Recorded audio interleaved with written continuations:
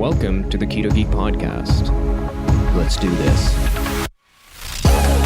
Health, nutrition, fitness, low-carb lifestyle. Greetings, everyone. Welcome back to the Keto Geek Podcast. This show is brought to you, well, once again by us, Keto Geek. So if you are looking for some shelf-stable, delicious, high-fat snacks, then please go to ketogeek.com and check out our energy pods in the shop section. They are these delicious, high-fat products, or I would say high-fat bombs, fat bombs that you can add to your high-protein meal.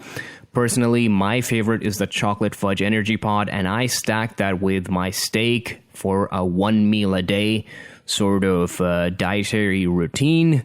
And if you look at these ingredients, they're top-notch because we've spent countless hours researching them, from the science to the ingredients to the recipe, and then finally creating the product. The chocolate fudge energy pod contains almonds, blanched almonds, ghee made from organic butter, organic cocoa powder from here in Santa Barbara, California, whey protein, and real vanilla beans.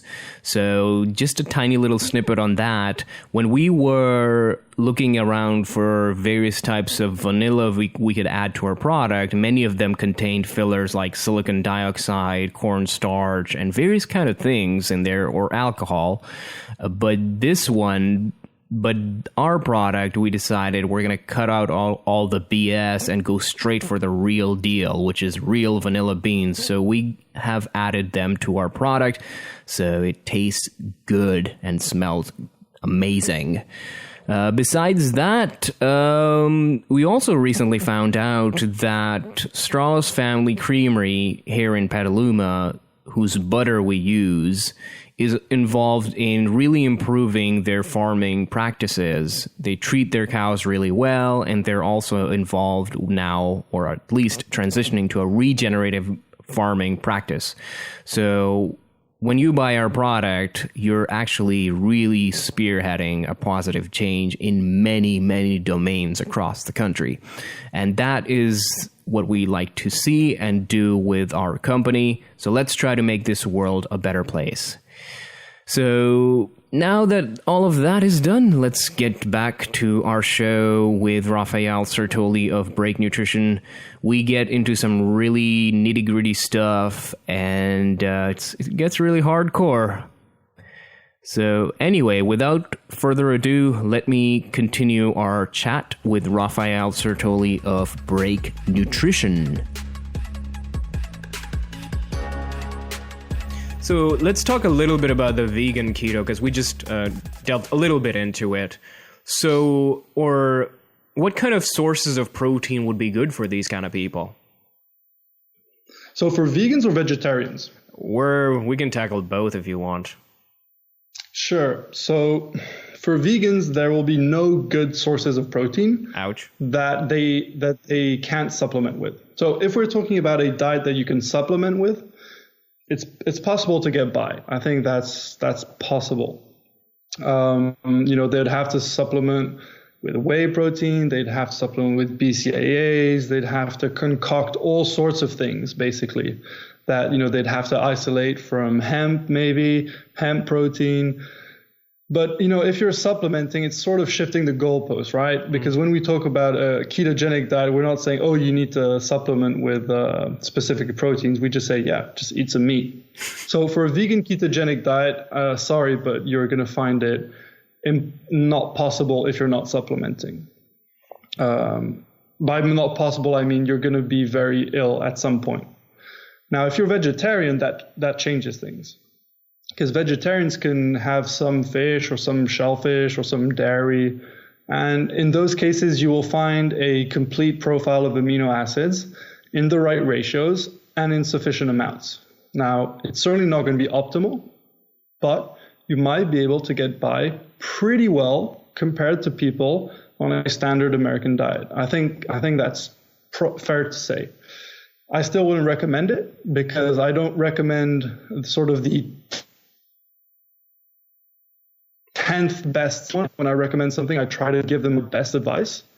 And that would not be a vegetarian and certainly not a vegan ketogenic diet. But if people want to do that for ethical reasons and they're just going to do it, and you have to give them the best advice in that scenario, I would say, if you're going to have meat, you're probably not going to want to have a steak. You're right. You're probably going to be more interested in a mollusk, which doesn't have a fully developed nervous system as other animals. So try to eat some shellfish if you're a vegetarian. Maybe get in some dairy if you don't have any allergies or immune issues. And for the rest, just don't eat grains. Please don't eat grains. Just have some potatoes, some fruits, some nuts, that sort of stuff. Basically what you would be eating on a ketogenic diet, except the non-animal part, basically. So I think there are these principles that you can try to apply to different dietary philosophies, regardless of how appropriate or not they are to our species. Sounds good. So let's say I'm a layman person and I just want to get simple bite-sized portions of science and nutrition. What kind of resources do I have, and who should I follow, or what should I do? That's a great question. So if you're a layman, as we say, depending on how technically minded you are, that can sort of change. But let's assume you have very little understanding of maths, you don't really know much about physics or chemistry or biology, and you're just trying to get healthy. So the first thing I would say, wherever you are in the world, do not follow official government recommendations about what you should eat. They're just terrible. Let's be honest. And case in point, look at the excellent work Nina Teicholz is doing with the Nutrition Coalition. She's trying to reform that. So please do not get your advice from institutions which have been, marred in corruption and very shoddy science. So what I would suggest is, and the only way you're going to get good information is if you take responsibility for the choices you're going to make. And that requires learning just, the minimum, sort of to get by, just to be able to navigate Google, basically, right? Your best friend is going to be Google, and that's unfortunate to say, because if you're trying to get nutrition information from your average doctor, it's not going to be very good. You can try. So I've had doctors give decent recommendations, right? Ignoring the excellent network of doctors that you and I know on Twitter and Facebook, of course. So if you're trying to just get some bite-sized information, you might want to look for a few blogs. So there's the Calories Proper blog. That's pretty good. I used to follow that very closely a few years back. Let's see. I actually have a list here. I might actually be able to give you a few ones. Break Nutrition is going to be very technical, but you're still going to be able to find the principles amidst the geeky language. So take a look at us. But more so, I think podcasts might be your best bet. Actually, people can listen to a lot of information while doing other things, and actually, the podcasts have this very interesting sort of way where a lot of the nonsense sort of falls behind after a while. And I think a lot of the top podcasts, will be like Mark Sisson's podcast, Rob Wolf's podcast, Keto Geek, of course. You've had some excellent guests on there, and you really know how to ask the right questions, to take the simple takeaways from very technical answers. So, I would say podcasts are probably your best friend in that sense. That's where I would start, at least. And don't forget to subscribe to the Break Nutrition podcast and go crazy with all the information that you guys have. So I would imagine a lot of doctors, nutritionists would like to delve into some of the data that you guys accumulate over time. So I would say go at it, guys and gals. So speaking of the Break Nutrition, how has your diet changed over time ever since you began this Break Nutrition journey? So since Break Nutrition, because we're pretty new, it hasn't changed that much. But if we go further back, let's say to when I first became aware that sort of diet was important. I tend to do things in the extremes, as my family members will tell you. So as soon as I read Gary Taubes' book, I cut out all bread, all sugar, just from one day to the next. I didn't even bat an eyelid. For me, it was just, oh, this is interesting, I'm going to do it. And that's it. And I started out, so I'm pretty lean, so I never had weight issues, although I was getting a bit, a little love handle. So I guess I leaned out a bit. But essentially, I just started eating a low carb diet with a lot of vegetables. And they would be drenched in coconut oil or butter. And sort of these very high fat meals and, the usual steak or fish or nuts and that sort of stuff. A lot of chocolate, very dark chocolate. And then with time, I started noticing I seem to do better and better if I drop a lot of the fibrous stuff in my diet. So if for example, kale can do no harm. I know that kale is sort of the foodie's favorite, but depending on the kale you get, because my mother grows it in her garden, if it's very fibrous, I don't do particularly well with that. It can sort of irritate my stomach and bloat a little. So I've tended to just include a little, less vegetables, a bit more fruit than I did initially, because I was under the impression that fruit was, maybe a bit too carby for a ketogenic diet. But, I changed my mind on that. For myself, at least, it seems to be perfectly fine. It's very hard to overeat fruit, right? It has a lot of water, it takes up a lot of volume. And if you're eating, a lot of animal food on the side, then it's fine. And quite a bit of dairy. I seem to be doing fine with dairy since my inflammation has lowered, because I used to have a lot of asthma and allergies when I was younger, and the change in diet really solved most of that for me. So my diet is pretty simple. It's steaks and fish and some vegetables, a bit of fruit, like you said before, a lot of clementines at the moment. And I just love dark chocolate. I mean, dark chocolate is, it can do no harm in my eyes. I never go lower than 90%, because then it's just too sweet. It's like candy for me, because, my palate has changed. That's pretty interesting to notice your palate change over time. So, and I've done some very short sort of quasi carnivorous experiments. I did that for about 2 months when I was working on my thesis in the UK, because the UK is not known for its food, unfortunately. So I just simplified and ate a lot of salmon and that sort of stuff, and some chocolate and some dairy. Basically, that's what I did in my carnivorous experiment. So that's it. My diet is pretty simple. And for people who are wondering, oh, is that hard when you go out to eat? Not at all. There's pretty much always a decent option. If you're at a restaurant, you just have to learn to read the menu properly. Yeah, and that's the fun part about eating out on a very carnivorous heavy diet. There's something in practically any restaurant. Going back to the chocolate, dude, I'm totally the chocolate guy here too. For me, it's steak and chocolate. Just that chocolate comes in our own product. That's the energy pods that we have. So that's my selfish endeavor. So nobody tell me chocolate is bad for you. So yeah, don't you dare mention that in my presence. So so here's an interesting question for you, which is, what are some of the biggest myths and misconceptions that you can think right now that exist in the world of food and nutrition? So we talked about one of the myths, which was that you can accurately count calories, and that should be a primary method for weight maintenance and health. I think that's probably the most pervasive myth that just won't die. I mean, it's really this sort of zombie.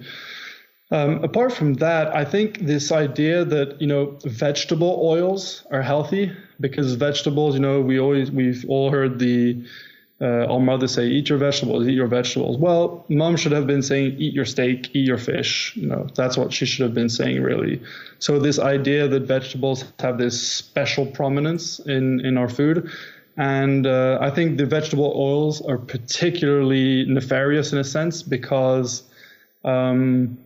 they're in everything. They're in processed food. The people have them in their kitchen because they're much cheaper than a good quality butter or good quality olive oil, or coconut oil or things like that. So I think these are one of the myths you hear people say, oh, well, I'm not eating butter, right? I'm having vegetable oil and that's better for my heart or that sort of thing. And that couldn't be further from the truth.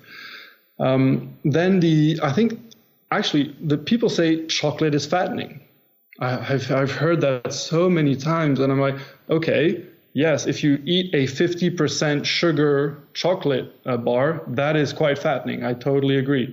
But if you eat something that's 90 or 100%, I dare you to overeat that. It's just not going to happen. Like if it's in this sort of, it's pretty bitter. I mean, it's delicious, but it's pretty bitter and it's very self-limiting actually. I've never overeaten 100% chocolate, never. And God knows I've tried, it's so I guess there's a chocolate is particularly fattening myth. And what else? That fiber, fiber, the more fiber, the better, basically, right? If you don't have a lot of fiber, your microbiota is not going to be fed, and then they're going to feed on your stomach, and they're basically going to bore a hole in your stomach. That's the picture that's painted, and that annoys me to no end because I personally love microbiome research. I think it's fascinating. In my master's, it was my favorite module, actually, microbiology. To me, it was like learning about an alien civilization in your stomach is just really cool and weird. And it was great. I loved it. But when I see people sort of overhype or overinterpret the research, it sort of annoys me because there's so much to learn and there's probably a lot of therapeutic potential. Like the very weird fecal microbiota transplant, FMTs, that are being used for people with very severe hospital infections that are antibiotic resistant. So we know there's a lot of therapeutic potential, but I think it gets sort of bastardized when people say, oh yeah, just feed your microbiome, as if, we would never tell a human, oh yeah, just eat, it's going to be better for you. Yeah, when it comes to our bacteria, we just apply that logic as if it was self-evident. So that's a particular bugaboo of mine, I think. Yeah, man. Especially if you ask one of these carnivores. Yeah. So you've done a little bit of work, I believe your thesis, correct, was with breast cancer. And so my question here would be, what do you think actually causes cancer? I mean, we have the metabolic theory and the somatic theory for treating cancer, but what do you think actually causes this? I think cancer is probably, like many things in our body, a response that has gone awry to external insults, as it's sometimes called. Now, does that happen at the level of genes? Does that happen at the level of metabolism? Does it happen at the level of the immune system? I'm of the idea that it's primarily or fundamentally an issue with metabolism. I think all the three factors I mentioned, the immune system, metabolism, and genetics are substantially involved. But whether the cause is fundamentally a disrupted metabolism, whether that's through radiation, whether that's through, inappropriate insulin signaling, right? You have tons of insulin floating around. You have lots of these growth factors, and insulin is an amazing growth factor. And thus, cancer is a disease where you have these cells just growing, replicating. It's hard to say. I mean, many of the environmental factors, pretty much everyone agrees on, actually. There's not much controversy over things like radiation and, specific poisons that can induce cancers. But the question is, how is it doing it? And, how it's doing it really will influence how we figure out how to treat it appropriately. And cancer is really interesting. So if someone was, asking me, okay, so I want to learn about the human body, how could I learn about it? I would say learn about cancer, because it really gets to how cells survive and die and how cells handle energy. It might be useful just to quickly recap what we call the hallmarks of cancer. So there are 6 things essentially. Cancer cells can resist death, basically. They just they can't quit. They don't want to die. They're able to keep hearing the signal to proliferate. They don't just stay static. They sort of keep on growing. And they're very good at ignoring the signals that tell them to stop growing, right? So they're very sensitive on the other hand, and totally ignore this other signal. Then they just keep on replicating, right? So they don't seem to have this finite number of replications. So normal cells will replicate a certain number of times and then they stop. That's their program tells them, okay, that's enough. Cancer cells just can keep on going. That's why we use them in cell cultures in the laboratory, because we can just keep on using them to perform experiments on them. We call them, immortal cell lines, basically. Another thing cancer does is they just produce a lot of vasculature, blood vessels, to keep on sucking up nutrients and stuff from their environment to keep them going. And lastly, they can invade and metastasize. So they can sort of spread throughout the body. It really, it's scary because they seem to have this behavior that's very sort of, freaks people out. This thing seems to have a purpose nearly, where it just spreads and goes to places that are super dangerous. And that's what people die of usually. It's not the cancer that you have on your skin. It doesn't kill you. It's when it gets to the other organs, which maintain your essential functions. That's what kills you, really. So you can look at this from 2 different ways. You could say, well, what's happening is the genes are all messed up, and this cancer cell is behaving strangely because its base code is messed up, right? And whatever happens after, that's downstream. So if we solve it at the genetic level, we'll have solved the disease. Or the other sort of competitor to that hypothesis is the metabolic theory. And to be fair, there's not one metabolic theory. There are different ways that people define the metabolic theory, but if you're going to call something the metabolic theory, the commonality of that is that the cell essentially reverts to a metabolism that's pretty archaic or atavistic. That's another word that's used in the literature to say the cell behaves as cells did at the very early stage of the life on Earth. So at the early stages of life on Earth, cells would ferment, meaning they would use stuff that are, amino acids or sugars and ferment it. So they didn't need oxygen to create their own energy. And they would, breathe out oxygen, basically. So they would have this ability to ferment. And that's how a lot of the world got its oxygen, basically. And so the cells in your body tend to use oxygen, right? They use fats and oxygen for most of their energy needs. And some cells can use sugar. And cancer cells, according to the metabolic theory, use sugar even when oxygen is present. So usually oxygen tells your cell, hey, I'm here, use me up for energy. And the cancer cell is like, nope, I'm still going to ferment. However much oxygen you give me, I'm good. I'm going to use glutamine, glucose, and keep on fermenting. And the consequence of that is this whole downstream behavior where the cancer cells changes and sort of ignores the signals from the body, the other tissue surrounding it.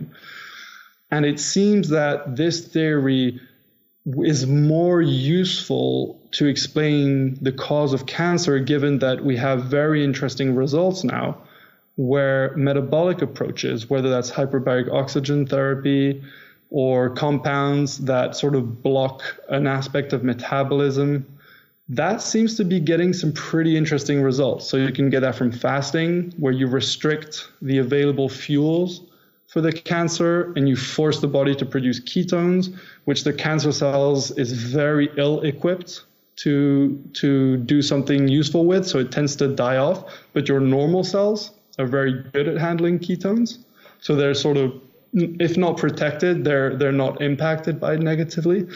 So there's this very interesting literature that's emerging, arguing that, hey, actually maybe cancer has more to do with a metabolic disruption fundamentally.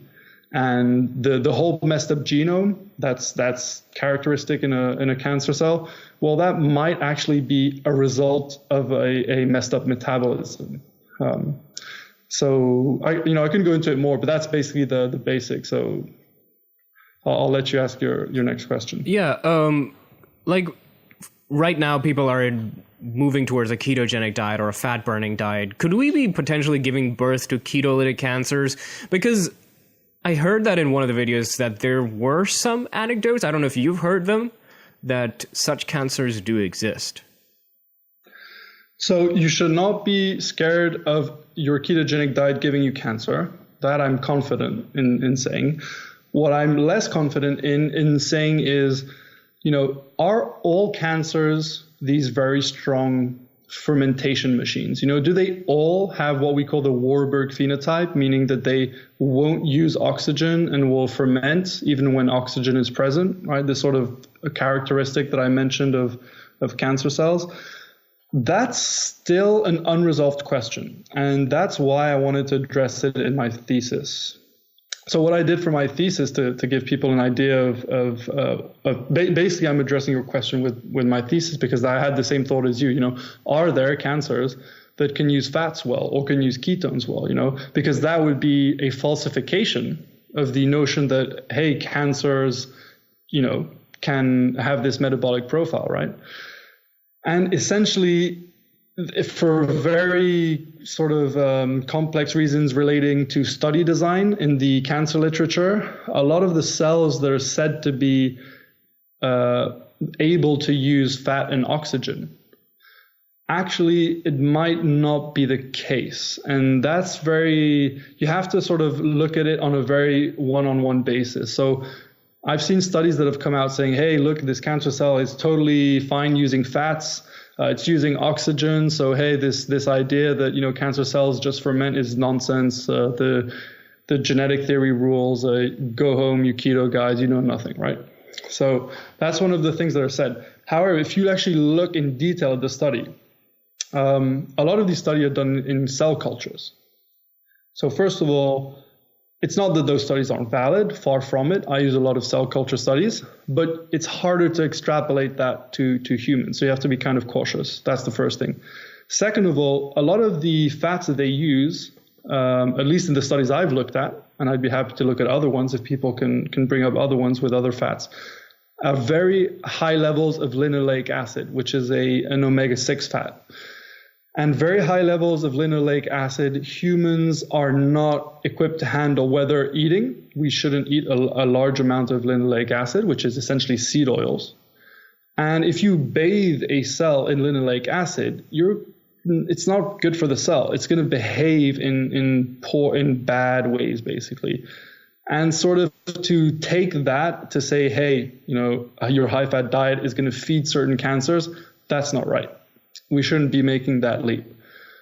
Now, that doesn't mean that cancer cells can't use fats to some degree, and that they don't use oxygen to some degree, because cancer cells are also what we call heterogeneous, meaning if you take a cancer tissue, some of its cells will be more or less messed up.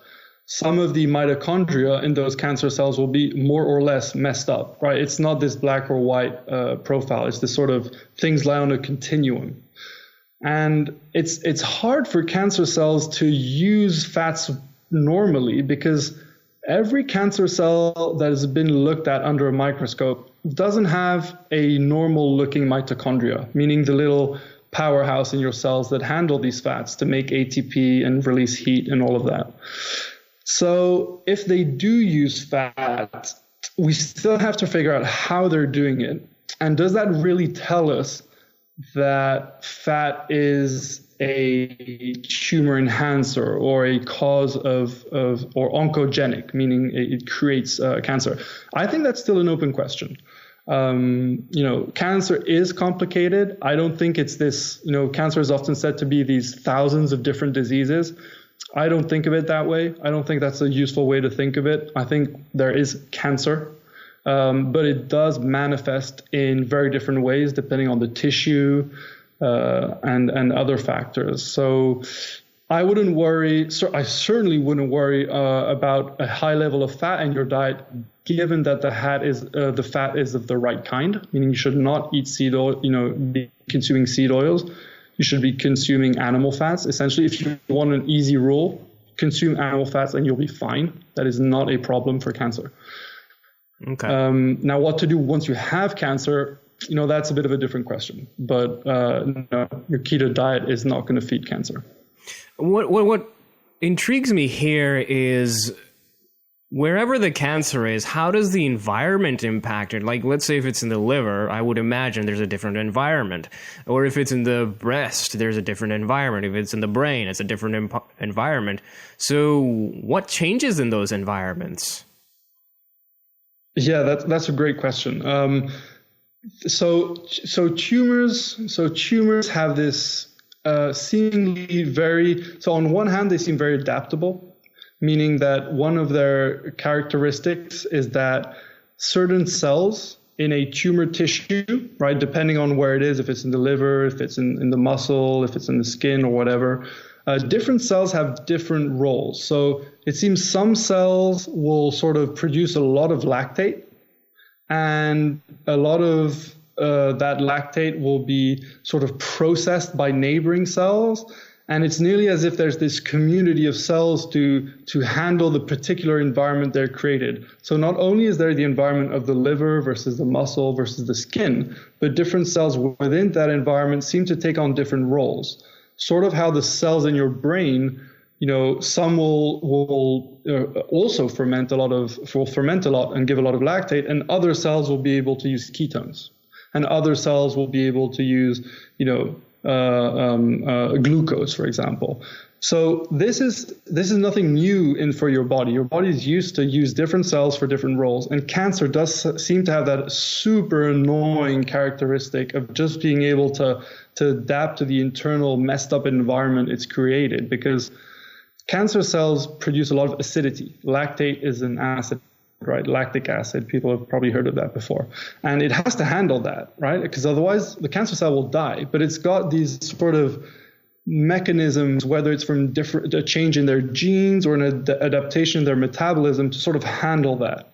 And that's why it gets very complicated. And people tend to revert to saying, oh, there are 1,000 different cancer is 1,000 different diseases. And I think we're sort of selling ourselves short by saying that. I think we should be wary of that. And we should say, wow, cancer seems to have all these different behaviors. I think that would be a better way of describing it.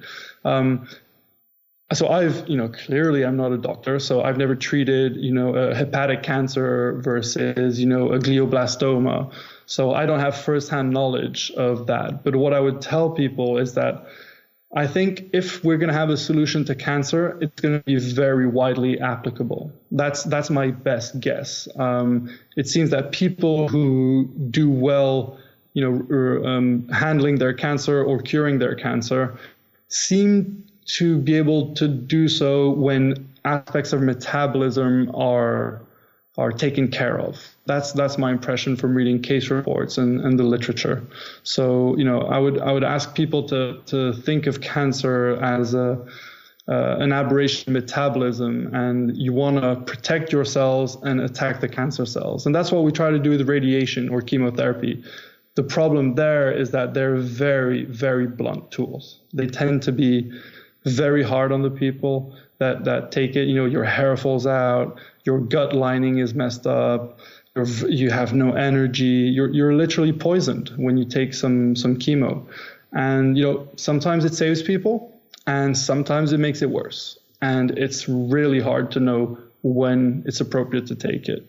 So I think we should use surgery, we should use drugs, we should use hyperbaric oxygen chambers when appropriate, we should use supplements, we should use every tool at our disposal. And what we shouldn't do is, shame people because they're looking for alternative therapies. I'm the first to caution people against quackery and nonsense, because cancer just attracts that.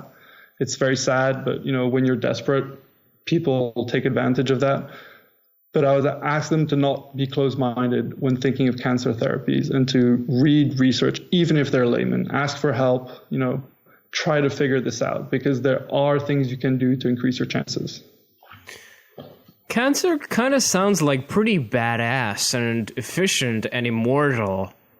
Is there any advantage or possible advantage to having cancer? I don't know. Cancer does seem to be frustratingly resilient, but it's funny. See, that's actually, so you bring up a really interesting point, because cancer is often said, because they're like the words I use, right? Replicative immortality, right? That sounds so ominous, and man, it's badass, right? It's like this Bond villain or something. But actually, cancer, it's like a bully. Actually, it's very insecure. If you know which buttons to push, it's actually not that strong. And that's the interesting thing about certain of the metabolic approaches. So I'll give you an example. Cancer cells have an unstable genome. That's a term that's used to describe their super mutated, messed up, tangled nuclear genome, right? In normal cells, it's very well arranged in chromatin that sort of packages it together, and it's sort of clipped together to be super compact, and you have to have these special access permits that so you can access it and have the right transcription factors, writing the code so that it can become proteins and do all the things that it does. But cancer cells don't really have that ability anymore. They have this sort of super messy genome, and it does all sorts of nonsense, and that's why you get tissue necrosis, right? The tissue dies off, and it's disgusting, and it's this weird sort of behavior. So you can actually take advantage of that. And one way to take advantage of that in certain cancers was, well, if you fast, for example, fasting is known to be very helpful for people who are undertaking chemotherapy. And one reason that it's helpful is because when you're fasting, you produce ketones, you rely more on fatty acids for energy, your glucose goes down, and you essentially starve the cancer. So you might ask, well, why doesn't that hurt your other cells, right? I mean, it's happening in all your body. Well, normal cells are super adaptable in the metabolic sense. They can use ketones, they can use fatty acids. Your brain is super happy with ketones. Your heart is just like, wow, just give me more of that. I'm doing fine. I'm beating great. My oxidative stress is handled. I'm happy as Larry. The cancer cell, with its messed up mitochondria, it doesn't know what to do with it, and it'll often die. And this is a case where the normal cells are being protected, and the cancer cell is suffering from this unfavorable environment you've created. And it just so happens that this unfavorable environment is fine for you. You're a human, you've fasted before, your ancestors have fasted before, you're good, no worries. But the cancer cells hate it, because even though they have all these fancy features of resisting death, if you mess up their environment well enough, in a way that your other cells are protected, then it's all that posturing goes away, and in many cases you can slow it down or even reverse the cancer. By the way, reality check. You're knocking it out of the park on this podcast. Thank you, Fahad. It's my first podcast. This is a ton of fun. Oh yeah, it's fascinating, man. I'm learning way too much. You're an amazing. You're coming back, by the way. So, let's. Do you want to delve a little bit into some of the lifestyle interventions that you've experimented with, like cold heat exposure, nootropics, mushrooms, all that kind of stuff, or do you want to save that for another day? Let's do it. Okay. Well, what have you experimented with? So like you've mentioned before, I love to dive into PubMed. And the problem with PubMed is it's super interesting, and sometimes you just have to try stuff. So I've experimented with cold thermogenesis, which means, jumping in a cold river and, handling the cold by breathing a certain way. The method I use is the Wim Hof Method. It's this crazy Dutch guy with a super interesting story. So I recommend people go check out the Vice documentary. It's not very long. It's about 30 minutes or something. And just look at it. Honestly, it's great. And basically, cold thermogenesis is what it comes down to is simply using your own body's ability to heat itself without shivering. That's really what it is. And it's a very important thing. Body temperature regulation is crucial because the enzymes in your body function within a certain range of temperature, a pretty strict short range.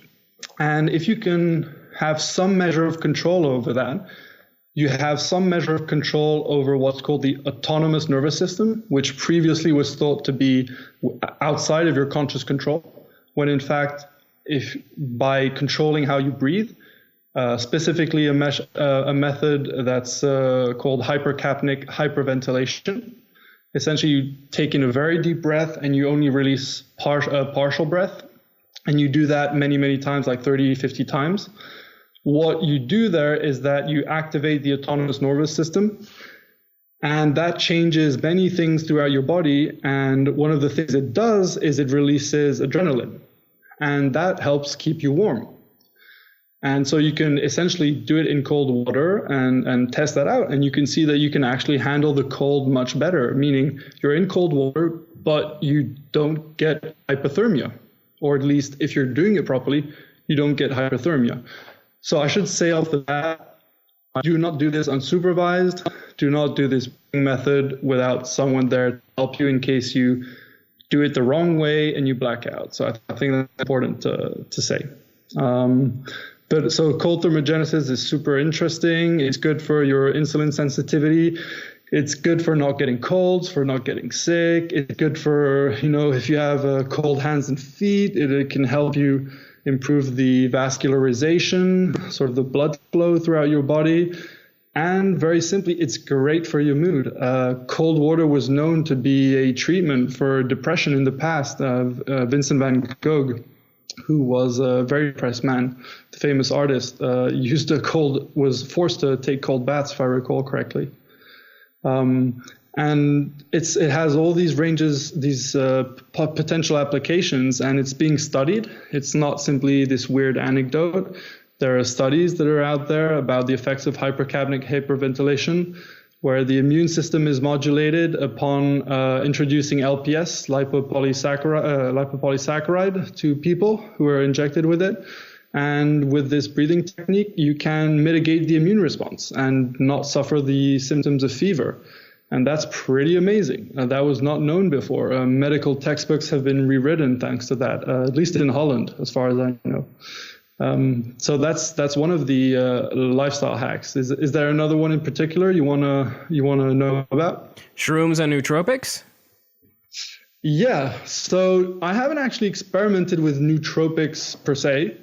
What I have experimented with is psilocybin, and that's the molecule that you find in magic mushrooms. So I found that, like many people do, pretty life-changing, to be honest.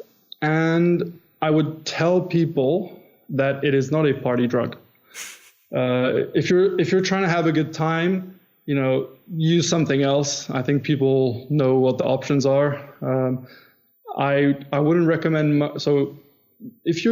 The reason to take mushrooms can be manifold. You can do it because you're in a life crisis, because you're depressed, or you're simply curious, and that's fine. All those reasons are fine reasons, but you should read about it. You should realize that you're doing something illegal, and that in itself can influence the nature of your experience.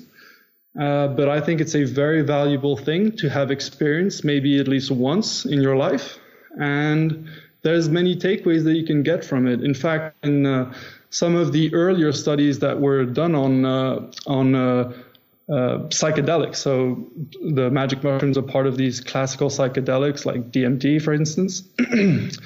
And they asked people, how do you rate this experience? Where does it come in terms of the impact on your life? And many people have said that it is as important, if not more, than the birth of their children. That's how profound people report it being. And I've taken them, I don't have kids, so I couldn't compare, but I was surprised by that. Not because it wasn't impactful for me, just because that's an incredible statement to make about the nature of an experience. And if for those who haven't tried it, I will never do it justice trying to explain it with the words of a mere mortal, because it's like explaining color to a person who's never seen color. It's one of those things you can't totally get by however many PubMed studies you read. You'll just have to try it out if you're curious enough to really want to understand it.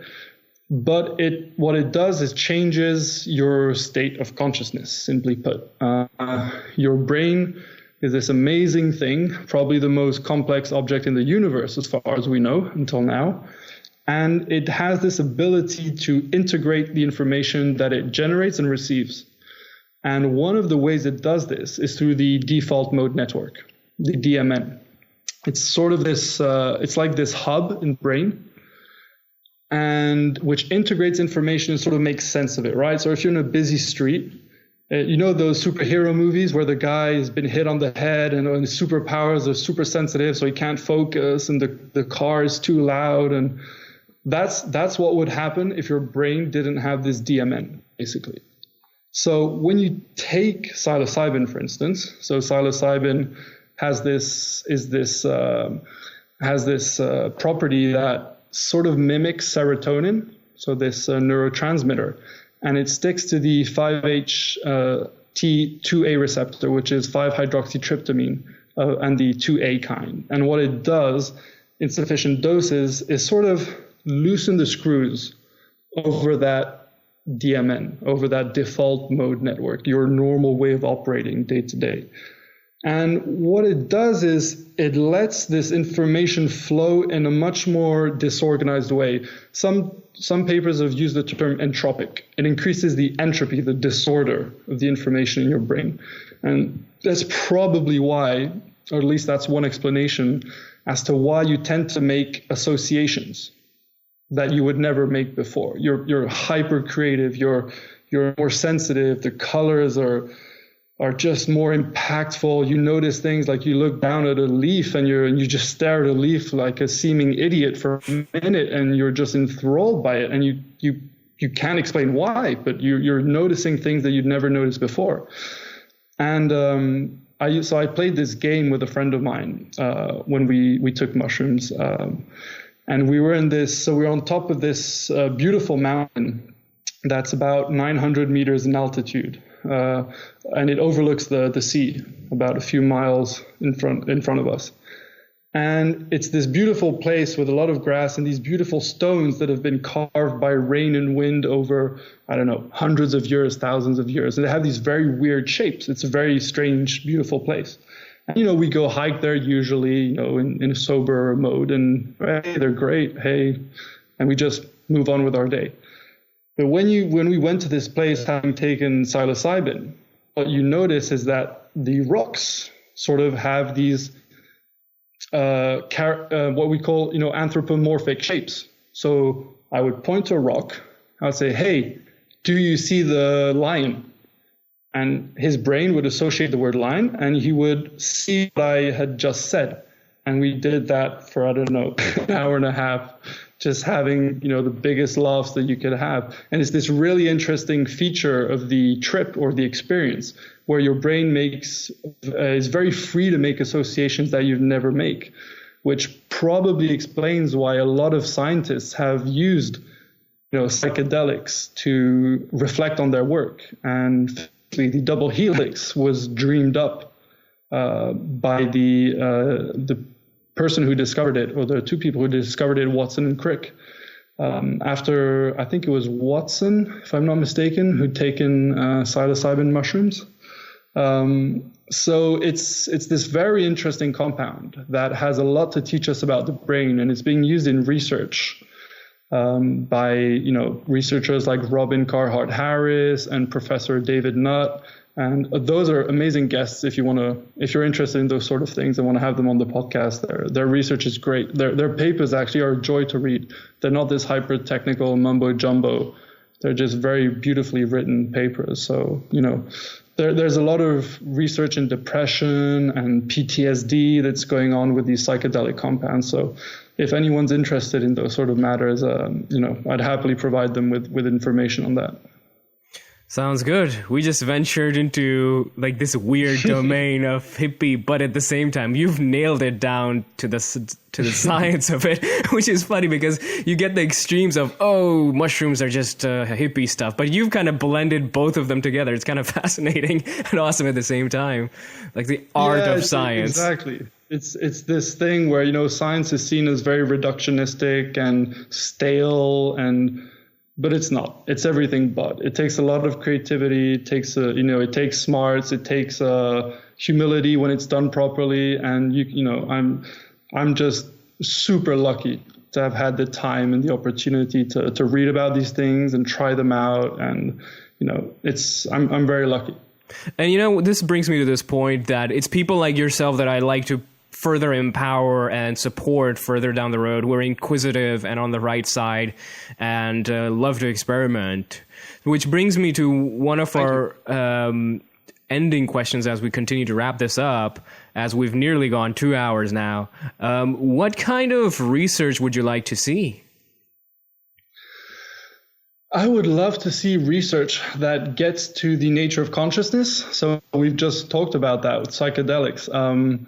I think science should be done not because we can predict that a drug target is going to be acquired.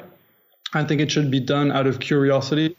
That's where most of the best science has been done, whether it's taking us to the moon because of, a willingness to explore space, right, which has no obvious immediate application, yet tons of technology has come out of it. So that's one angle. And the other research I would love to see is just better nutrition medical research. I think the trials should be registered in advance. Their aims should be made clear. They should not be able to switch them willy-nilly. The conflicts of interest should be made very clear. They should stop researching statins the way that they've always been done. Money should be given to people like Dr. D'Agostino, Dr. Seyfried, and other researchers who are doing great work in cancer. They should be given to, the Nutrition Coalition, which is doing phenomenal literature reviews, trying to improve guidelines. They should be given to medical practices so that they can report patient data without having to construct very expensive trials. They should be given to anyone who can properly design a study and run it. And there are people out there, and it should not simply be in the hands of big pharmaceutical companies, although they have a role to play as well. They've done some excellent things for us. Let's not forget. But I think the money has to be distributed towards lifestyle interventions, much more so than drugs. We've got to shift that balance because prevention is key. We have to stop trying to clean up messes. We just have to learn to not make the mess in the first place. It's good to clean up mess once you've done it, obviously, but just focus on the basics, the prevention. And most of that is going to have to do with nutrition. Some of that is going to have to do with exercise and circadian rhythms and all of that stuff. So I think we should fund the people who are doing serious work. If I could, if I could suggest that if people want to give to research, please look at the work of Professor Seyfried. He's doing fantastic work in the field of cancer. He's not the only one. He'll happily point you to other people doing excellent research. There's Professor Feynman, Nman, sorry. There are loads of people doing research out there, and we have to get the message out that those people deserve more means to get their excellent work done. And you've nailed down a very interesting and I think one of the most beautiful things, which is if you look at the moon and you say, I want to go there, I just want to go there, and you pursue that dream, and it creates this beautiful infrastructure and these infrastructures like NASA and a lot of these coalitions of scientists. So I think that's a beautiful message for a lot of the younger scientists who are listening to this podcast. So really appreciate that. Thank you. So real quick, what's the importance of light and circadian rhythm? Basically, it's how all life on Earth is regulated, simply put, or at least every form of life that, it's not in a deep cave or at the bottom of the sea. Light matters. It entrains your peripheral clock, your central clock. It affects the cells in your eyes that give messages to your brain, and your brain, of course, controls the rest. So that's why I'm wearing these super geeky blue light blocking glasses on our interview that Fahad is super kind not to have mentioned. It's super important, when you go to bed, how long you've eaten before going to bed. The timing in life matters. Everyone knows it, right? If you could have met the right girl at the right time, things would have changed. Well, light and when things happen is super important for your biology. So, we can go into that another time if you'll give me a bit of time to read up on it beforehand. But essentially, it's just crucial. Someone who's very good on this subject is Bill Lagakos of So Calories Proper. His blog is excellent when it comes to circadian entrainment and what you can learn from that. So people can check it out there for more information. Okay, one last question would be actually two last questions. The first one is, by the way, do you watch Star Wars? Yes, so I finally watched them all, and I watched them in the real-life chronological order. This was a big debate amongst my friends because I asked them what I should do, and they're like, no, you should do this, you should do this. But yeah, I've watched Star Wars. Would you be part of the Rebels or the Empire? Oh, God. This is the one question I have no good answer for.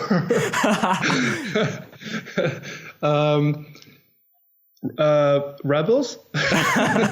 You want to be sounds cooler. You want to be part of the goody two shoes, aren't you? Don't you?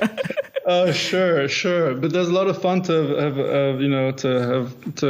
have with the Rebels. I mean, you can be rebellious yet be on the good side. You have the best of both worlds, right?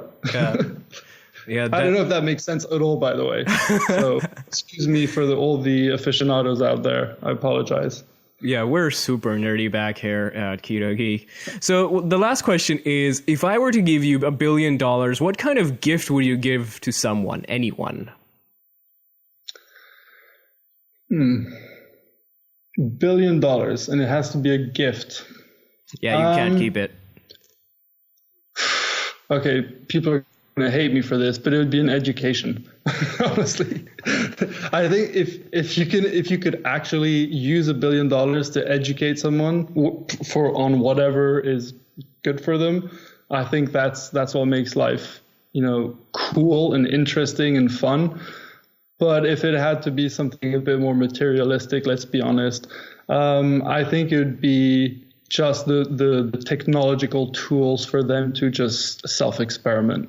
I think there's so much to learn, and you can do a lot with $1 billion. So, so yeah, it would be the technology, whatever technology they could use to self-experiment. And this is where you put in your final message. Yeah, my final message is: do not eat refined flours. Do not eat seed oils. Try to eat a lot of high-quality animals that you've purchased in a sustainable manner, as to the best of your ability. And try to learn and try to be kind when you talk to people on the interwebs. And of course, listen to a lot of podcasts. And obviously, you should listen to the Keto Geek podcast and Break Nutrition. So learn, experiment, and be kind to one another. And how can they find Break Nutrition and reach out to you? So I'm on Twitter. I'm at Raphael S7. And you can find Break Nutrition at www.breaknutrition.com. We've got a Facebook group community as well that you can find us at. And we're on Twitter as well at break_nutrition. And just come say hi, and I'll be happy to point you in whichever direction is most interesting to you. Sounds fantastic. I think you should definitely start live streaming, take some QAs, especially on places like Instagram. That would be pretty cool, by the way, just saying. But that's good advice. Thank you. Yeah. So thank you so much for being on the show. I think this just blew it out of the park. This is, I think, one of the best ones we've done. So thank you so much. Wow. Thank you. It was a ton of fun. I can't believe it's been close to 2 hours or whatever. It was really great. Thank you. Thank you for listening to the show.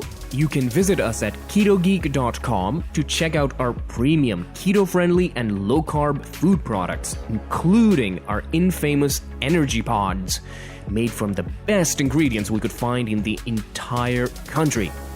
We also recommend signing up for our newsletter at ketogeek.com/signup, where you get exclusive discounts, rewards, product announcements, and the latest content we are working on. You also get a 10% discount on your entire order when you sign up. Go to ketogeek.com/signup to join the low-carb playground.